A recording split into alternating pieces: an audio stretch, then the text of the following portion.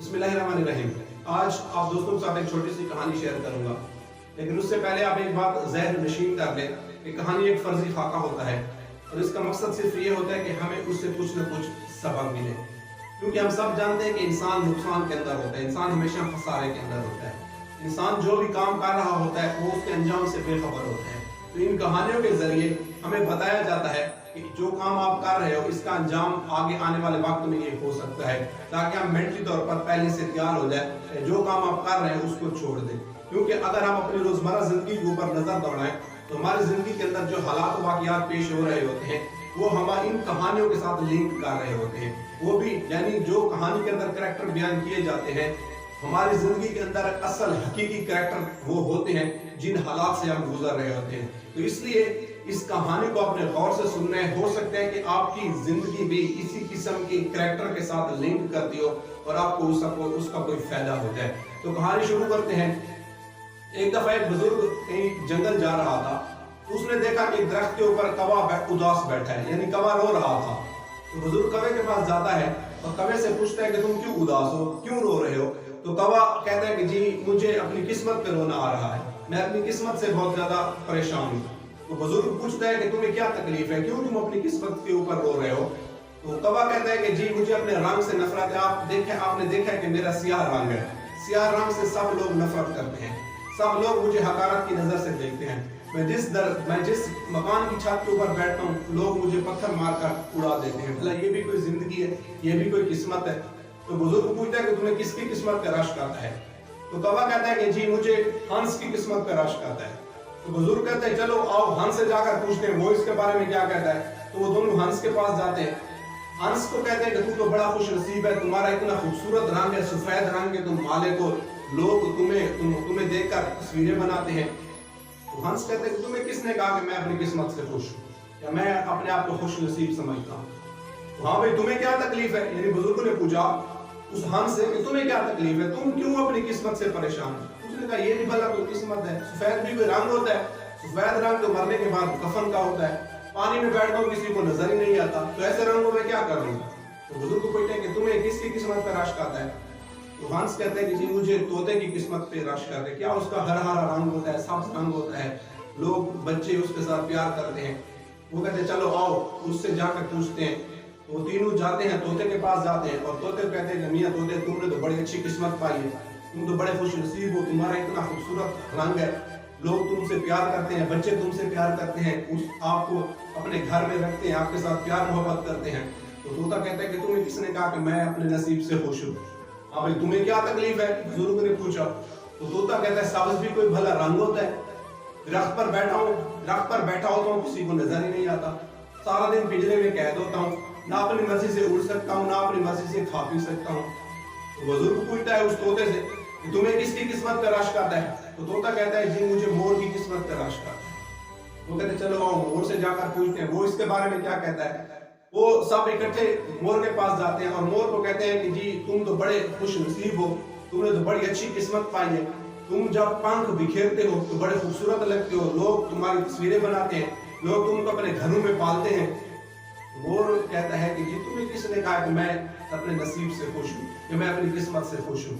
ہاں بھائی تمہیں کیا تکلیف ہے، تم کیوں اپنی قسمت کا رونا رو رہے ہو؟ تو مور کہتے ہیں ٹھیک ہے میرے پنکھ خوبصورت ہیں، میں جب ان کو بکھیرتا ہوں تو خوبصورت بھی لگتا ہوں، لیکن تم نے میرے پاؤں کو دیکھا ہے، میرے پاؤں اتنے بدصورت ہیں، مجھے اپنی قسمت پہ رونا آتا ہے۔ تو وہ کہتے ہیں کہ جی تمہیں کس کی قسمت پہ رشک آتا ہے؟ تو مور جو جواب دیتا ہے وہ ہم سب کے لیے ایک بہت بڑا سبق ہے، اور مور یہ کہتا ہے کہ مجھے کوے کی قسمت پہ رشک آتا ہے کہ کاش میں کوا ہوتا۔ تم کیوں کوے ہوتے؟ کوے میں ایسی کیا چیز ہے کہ تم کوا بننا چاہتے ہو؟ تمہیں کوے کی قسمت پہ رشک آتا ہے؟ وہ کہتے ہیں کوا اپنی مرضی کا مالک ہے، وہ اپنی مرضی سے اڑ سکتا ہے، اپنی مرضی سے کھا پی سکتا ہے، جہاں دل چاہے بیٹھ جائے، جہاں پر جائے اڑنا شروع ہو جائے، جو اپنی مرضی کا وہ یہ کر سکتا ہے، اس کے اوپر کوئی قید نہیں ہے۔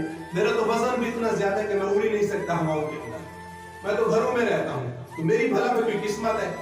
تو اس ساری کہانی کا مقصد یعنی کوے سے شروع ہوئی اور پھر کوے کے اوپر آ کر ختم ہوئی ہے۔